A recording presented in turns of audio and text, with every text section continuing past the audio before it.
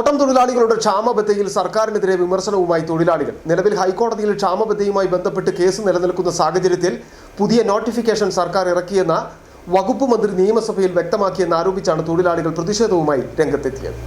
Crop വ്യത്യാസമില്ലാതെ വേതനം ഏകീകരിച്ച് അടിസ്ഥാന ശമ്പളം 650 രൂപയായി നിശ്ചയിക്കുകയും DA ഒരു പോയിന്റിന് കുറഞ്ഞത് 10 പൈസയായി വർദ്ധിപ്പിക്കുകയും ചെയ്യേണ്ടതുണ്ട്. ക്ഷാമബത്ത ഉൾപ്പെടെയുള്ള അനുബന്ധ ആനുകൂല്യങ്ങൾ വിഷയങ്ങളിൽ 2025 ആഗസ്റ്റ് മാസം 20-ന് പ്ലാന്റേഷൻ ലേബർ കമ്മിറ്റി യോഗം ക്രമീകരിച്ചുകൊണ്ട് തുടർ ചർച്ച നടത്തുകയുണ്ടായി. എന്നാൽ പ്രസ്തുത യോഗത്തിൽ 2021 ജൂൺ മാസം 2-ന് മന്ത്രിയുടെ അധ്യക്ഷതയിൽ കൂടിയ പ്ലാന്റേഷൻ ലേബർ കമ്മിറ്റി യോഗത്തിൽ ഉണ്ടായ മെമ്മോറണ്ടം ഓഫ് സെറ്റിൽമെന്റിൽ തൊഴിലാളികളുടെ അടിസ്ഥാന വേതനത്തിൽ 41 രൂപയുടെ വർധന തീരുമാനിക്കപ്പെട്ടതിന് പുറമെ ക്ലോസ് സൈഡിൽ 2021-ലെ നോട്ടിഫിക്കേഷനിൽ പ്രതിപാദിച്ചിട്ടുള്ള മറ്റെല്ലാ വ്യവസ്ഥകളും അതേപടി തുടരുന്നതാണെന്ന് വ്യവസ്ഥ ചെയ്യപ്പെട്ടിട്ടുണ്ട്.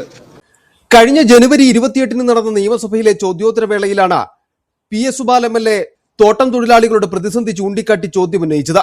തൊഴിലാളികളുടെ ശമ്പളം വർദ്ധിപ്പിക്കണമെന്നും DA 10 പൈസയായി വർദ്ധിപ്പിക്കണമെന്നുമായിരുന്നു സുബാൽ പറഞ്ഞത്. എന്നാൽ നിത്യോപയോഗ സാധനങ്ങളുടെ വില വർദ്ധിക്കുന്നതിനനുസരിച്ച് DA വർദ്ധിപ്പിച്ചു നൽകണമെന്നാവശ്യപ്പെട്ട കേസ് കോടതിയിൽ നിലനിൽക്കുകയാണ്. ഈ സാഹചര്യത്തിലാണ് തൊഴിലാളികൾക്ക് ന്യായമായി ലഭിക്കേണ്ട DA മറച്ചുവെച്ച് 3 പൈസ മാത്രം വർദ്ധിപ്പിച്ച് 10 പൈസയാക്കി നൽകണമെന്ന PS സുബാൽ ആവശ്യപ്പെട്ടതെന്നാണ് തൊഴിലാളികളുടെ ആരോപണം. ഇതിന് അനുകൂലമായ രീതിയിലാണ് വകുപ്പ് മന്ത്രിയുടെയും നിലപാടെന്നാണ് തൊഴിലാളികൾ പറയുന്നത്. ബഹുമാനപ്പെട്ട സുബാൽ MLA പറഞ്ഞിരിക്കുന്നത് 7 പൈസ എന്ന് പറയുന്നത് 10 പൈസ നൽകിയാൽ മതി എന്നാണ് ചോദിച്ചിരിക്കുന്നത്. അതായത് 3 പൈസ കൂട്ടിയാൽ മതി എന്നാണ് പറഞ്ഞിരിക്കുന്നത്. ഇതിനെ പരിപൂർണമായിട്ട് ശരിവെക്കുന്ന രീതിയിലാണ് ബഹുമാനപ്പെട്ട ലേബർ മിനിസ്റ്ററും പറയുന്നത്. ലേബർ മിനിസ്റ്ററോട് ചോദിക്കുന്നു, നിങ്ങൾക്ക് ഒരു ദിവസം 1000 രൂപ DA കിട്ടുന്നുണ്ടല്ലോ, നിങ്ങൾ ഇൻട്രസ്റ്റ് പോകുന്ന 1200 രൂപ DA കിട്ടുന്നുണ്ടല്ലോ, നിങ്ങൾക്ക് 1 പൈസ 2 പൈസ കൂട്ടിയാൽ മതിയോ? MLAയുടെയും മന്ത്രിയുടെയും നിലപാട് കോടതിയെ അപമതിക്കുന്ന തരത്തിലാണെന്നും അതിനാൽ കോടതിയെ ഇക്കാര്യങ്ങൾ അറിയിക്കുമെന്നും തൊടുപുഴ മുതൽ ഹൈക്കോടതി വരെ പിച്ചയെടുത്ത് പ്രതിഷേധം നടത്തുമെന്നും തൊഴിലാളികൾ. ഇത് കോർട്ടിനെ അവമതിക്കുന്നതല്ലേ?